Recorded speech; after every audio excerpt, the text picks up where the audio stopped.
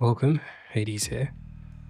In this video, I was just kind of going back through my channel and just seeing what I've been up to.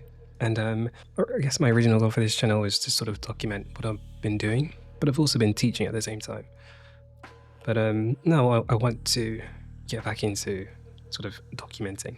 So this is the start of a new advanced figure drawing series, right? So it's less teaching and it's going to be more about me showing you what I'm doing at the moment, right? And it's already in preparation or in support of me learning animation. So the first thing we're going to be doing here is, I guess, advanced gesture drawing, if we can call it that. Right, so you can just think of this as sort of an art diary. And so in the future I'll be doing more of these gesture drawing assignments and everything else as well. So what is this assignment? Right, this is an assignment I got from Will Weston, and it's called People Fighting. Right, so I went on YouTube and I just looked up Olympic boxing, and I was just watching the video and I got some references and I did some of these gesture drawings. So that's what you're seeing at the moment. So the whole point of this exercise, like what are we supposed to be learning from this, right? I mean, if you just search up gesture on YouTube or whatever, you'll always get a gesture of, it's always going to be the gesture of just one person, right? But this is a gesture with two people, and in the future will be more people. But the whole point of this is one person is acting, right? So in this case, hitting, and the other person is reacting. They're being hit, right? And that's a two-person gesture.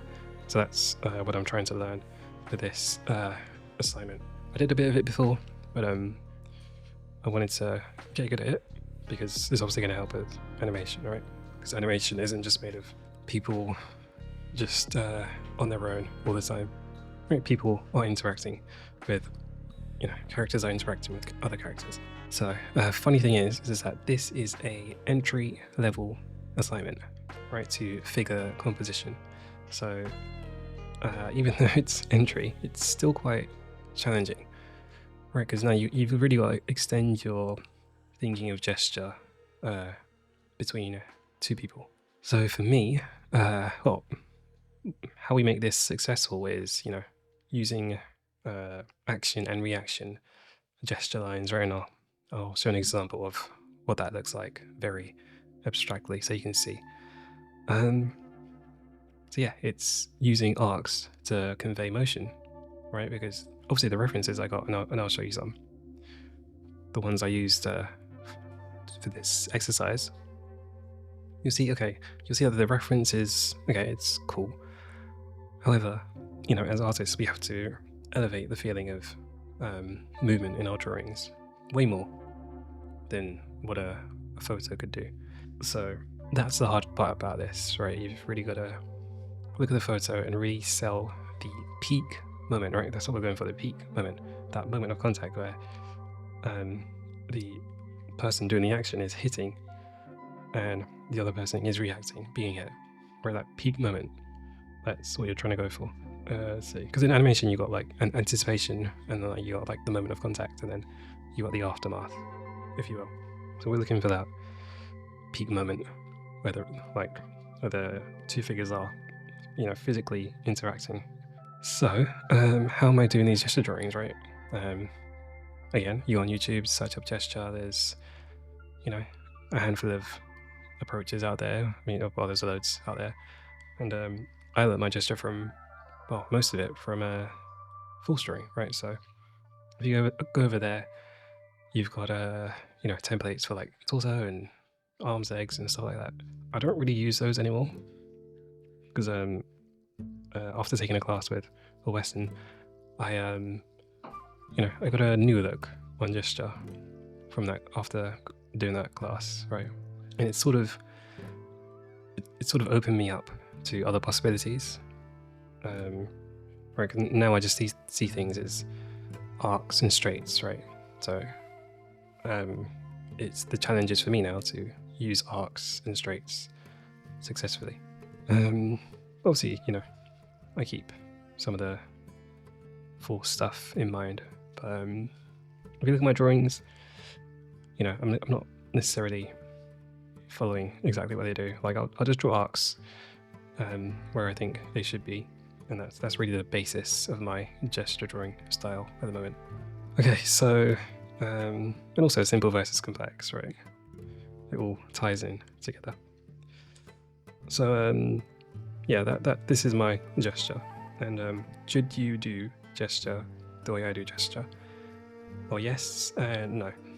I'll say no to the people who do gesture drawing, but there's too much shape and too much anatomy in there. Like I have that in my drawing, as you can see. However, my first thought is the action and reaction, the gesture, the rhythm. That's what is pushing. That's what's the foundation of this drawing. But on top of that, I'm adding in shapes and anatomical features. Because I can do that, and I've learned anatomy a bunch of times already, so I'm comfortable with it. But I'm not using anatomy or shape as a way to sort of escape from the gesture almost. It's like, okay, you didn't get the gesture quite right, so now you're trying to try and cover up that fact by drawing anatomy and stuff like that. Right, and if you do that, you're just going to end up with a medical diagram. We don't want that as artists, right? We're trying to convey a feeling here to whoever's looking at your drawing, right? And that's all the more important in animation. The sequence of movements, and then that conveys a feeling, right, through a variety of means. So the gesture, the composition, and all that kind of stuff. So yeah, the reason I used boxing was just I just went on the Olympic website and I just looked up all the sports and I just went through them and I was like, okay, boxing, that's definitely going to work for this assignment. So I just went on there and if you're going to do this as well, I'd recommend videos as I have in the past, because you just watch it and then you're looking for those really peak moments. And then the good thing about this is, okay, you have the peak moment, you have the frame, but then you can rewind and you can fast forward to get a real sense of that motion, a real sense of the gesture. Whereas if it's just a still image that you're finding on Pinterest or a reference pack on Artstation or whatever, you only have that one moment. So depending on how good your imagination is, just having a single photo might not be too helpful. But if you have a video now, for one thing, it's got motion blur, so you can't just copy. And yeah, like I said, you can fast forward and you can rewind as you like to really feel out the motion, just like how they do in animation, right? When they're animating, they'll flip backwards, they'll go a few frames back, so that you can really feel the motion as you're drawing it, so you can see the motion, right? So you constantly get a sense of the movement. Okay, yeah, so that's just the things I wanted to talk about. Because from here on, so let's just talk about my drawings as I play through here. So one thing we can talk about is the compositional nature of these drawings. So they're either going to be the two figures overlapping in an X of some sort, or it'll be a triangle.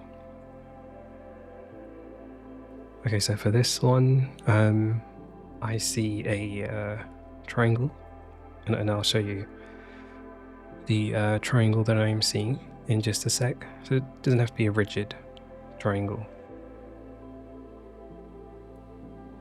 You can use curves, and you can have a roundish, curvy triangle. But yeah, they're not always successful compositionally, but that's an important part of this exercise.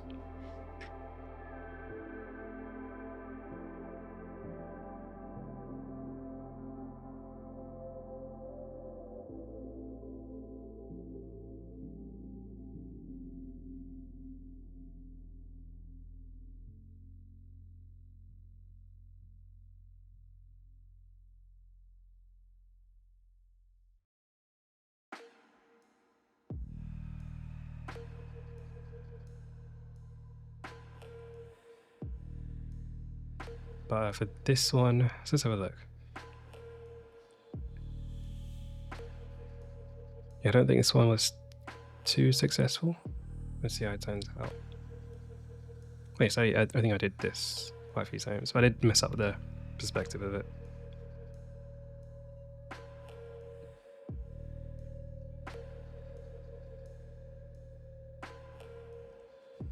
Right, so as it is, it's not terrible. However, you know, you could definitely push that more.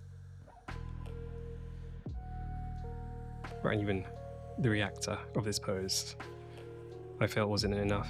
So, you know, push things a bit more.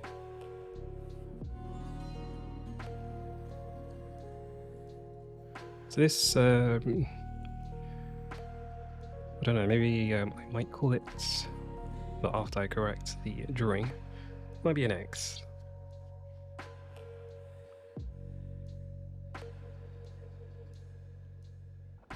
Or let's say more of a triangle. I'll show you what I mean on the screen. Right, that peak of the triangle is, you know, typically going to be the heads of the two figures. But yeah, every drawing is not successful.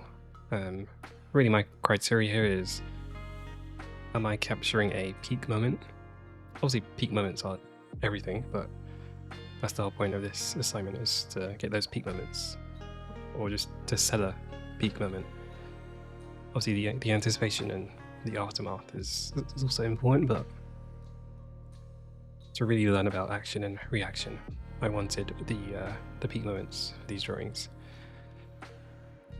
So I think some of them are peak moments, but they're not like, I definitely could have pushed them more.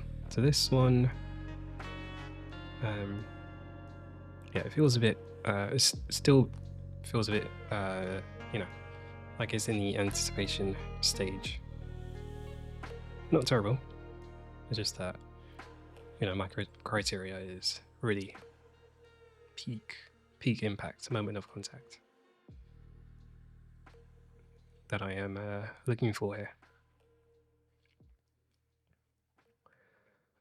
Right, and like I mentioned, you can see me just using arcs pretty much everywhere. And that's really, that's the gesture, that's the rhythm, that's where the feeling of motion is coming from. Without these arcs, it just wouldn't work. It just wouldn't look the same. Right, so you can see all my drawings start with some arc. So I'm already thinking of, you know, lines flowing into other lines and all that kind of stuff. So in this one, I can't remember what happened. Oh yeah, I remember this one. So this one, I think maybe one of the better ones, but well, I think it's just because you can see with most of these poses, I'm just sort of drawing the torso.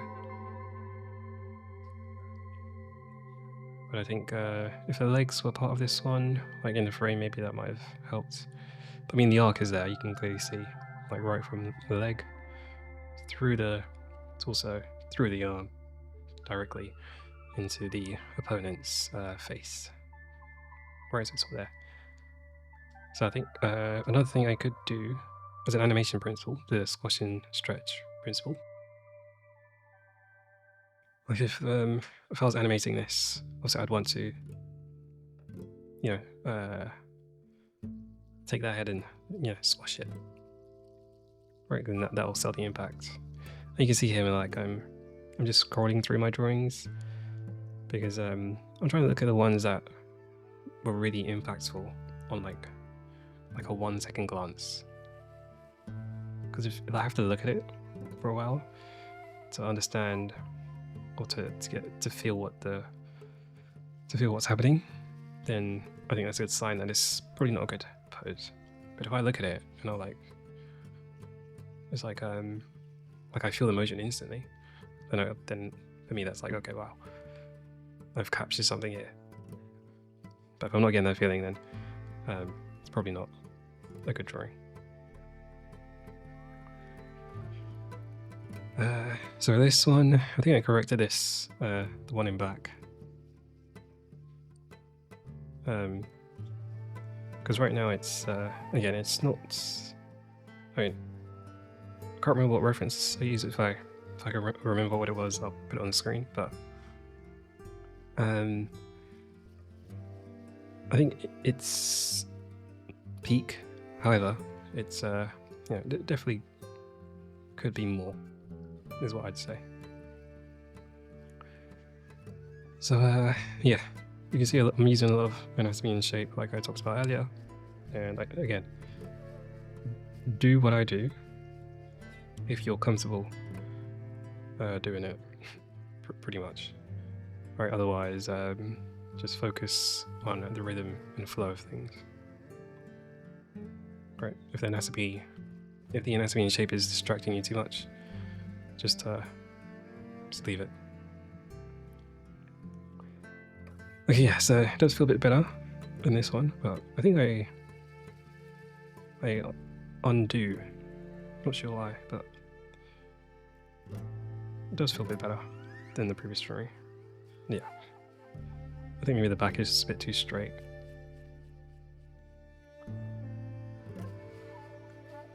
Okay, so next one. Right, see, right from the get-go, it's just arcs.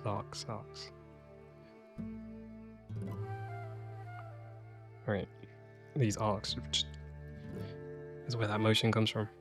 Right, obviously I made the connection when I was learning like force, but it wasn't until Will Weston was like doing critique videos, and I saw him just sort of take people's drawings, and then it's just like, okay, here's the arc, here's another arc. Then I understood, okay, so this is the secret to fluid drawings. It's the arcs that are doing the heavy lifting. So I think this one was successful. I've got a nice action and reaction. Could be more, definitely, but I'd say successful. And in terms of that composition, probably a triangle. Well, it could be better, I think, the composition. So in this one, just think about some anime fight scenes, and then in animation you really you use other things other than just the figures to sell what's going on. So like maybe smoke or particles and blah blah blah. So this one on the reactor, put some, maybe you might call it blood or saliva or whatever it may be. But yeah, this one's a nice triangle. Right, you can see the heads of both figures are sort of heading in that same direction. It's quite directional. So yeah, that was successful, I think. Obviously there's ones I didn't include in this video just because I don't want to make the video too long, and also just for learning purposes for you, if this is something you want to learn from. I just want to show you the ones that I think were successful, or at least almost successful. Right, like I said, the ones I think weren't successful at all is because I think the reference I chose wasn't, like, it's not peak moment enough. Right, as a drawing it's fine, but it's just not. I'm trying to sell emotion here. I'm trying to sell an action and reaction, so if it's a drawing where I can't feel it, then I don't expect other people who see it to feel it. Because other people who don't do art, or who don't do the things that you may do or I do, and they've commented on my drawings, and like, when I look at your drawings, there's like a sense of, it doesn't feel like a still image, right? So now that's like something I keep aiming for. Like, this one looks at my drawings, I don't want them to feel like they're looking at a still image.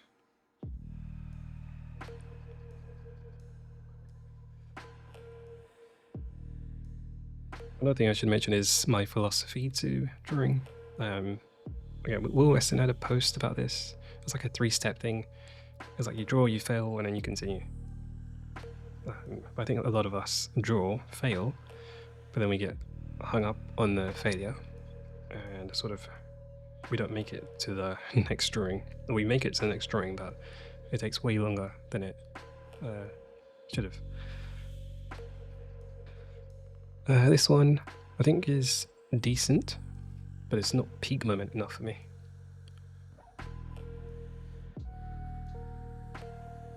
You know, some angles make it a bit harder. Because some angles I can't really see the curvature too well. And also I do like to just mess around with torso shapes. And I think that's, for me, that's very important, because you know, I see artists, so like, okay, so I've learned from Force, and I learned their templates, and I cut other artists, and I'm like, okay, they don't seem to be using the same templates, but I still think they look really cool. So that's kind of a thing for me now. Like my basis is still arcs and straights and simple versus complex, but you know, I'll play with arcs in different places and see how they look, because if it looks cool, then that's what that really matters, right? But yeah, as I was saying, torso shapes are very important, because especially if you're a character designer and you're not drawing realistic all the time, you know, you're gonna have characters that have different torso shapes. Like it might literally just be like a triangle or a square or whatever it may be, like an hourglass shape, and you got to learn to work with those. And yeah, you really got to teach yourself to use arcs in those situations as well, where it's not too obvious of how to manipulate that torso.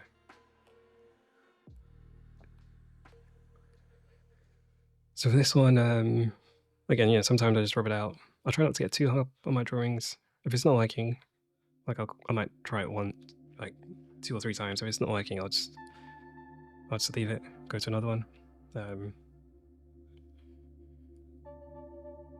If something isn't liking, then, you know, just try the next thing. I don't see, you know, much benefit in just struggling with one pose when maybe that reference you chose was just not good, or whatever it may be. There's so many different ways you could draw something, so you have to keep experimenting and to keep trying. That's sort of what I've been going for. Again, loads of arcs all over the place. That was actually one thing Will Weston was saying about my drawings. He was saying that he really struggles to get people to use arcs, but when I submitted my homework, he was just like, I'm like the complete opposite. Like, I'm using arcs like everywhere.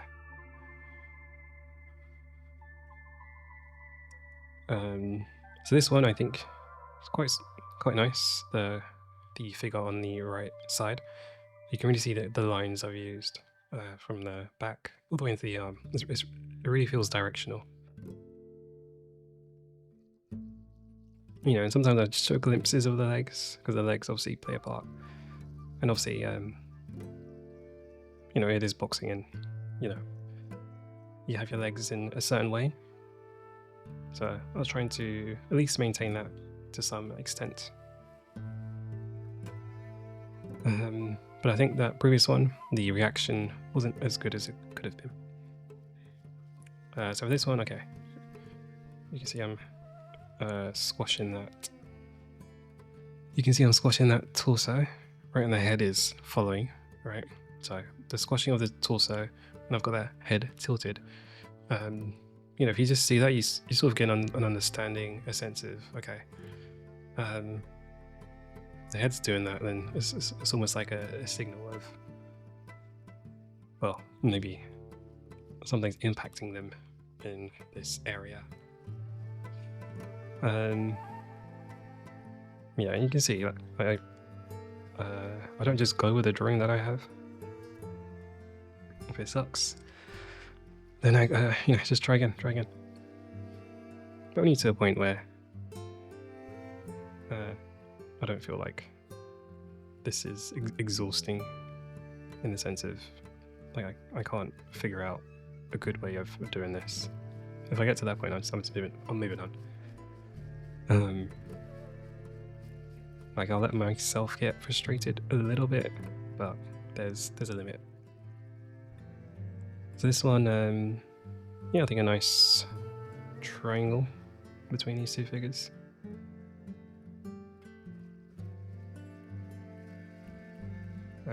I think that's one thing I could work on for this assignment, is just be more aware of the composition as well. Whether they're forming X's or triangles.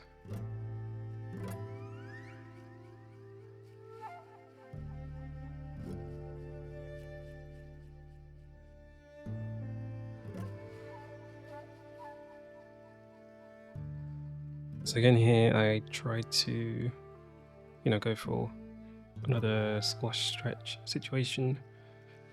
So yeah, impact on the head again. Just threw in some particles in there, just to heighten that sense of impact. I think I made the torso too long here on the red figure. I think I correct that a bit in a second.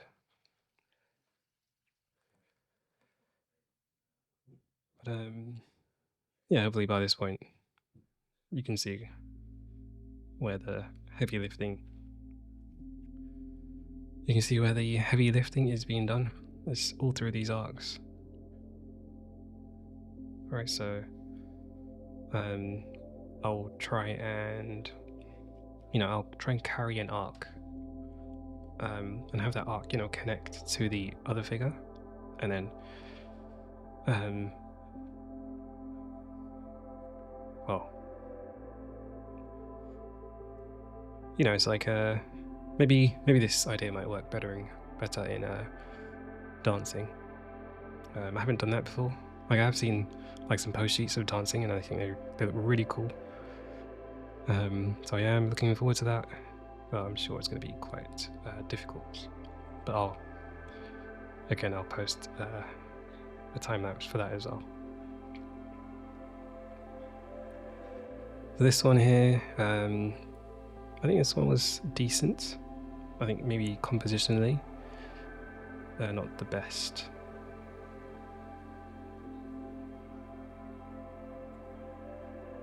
Or it could just be an X.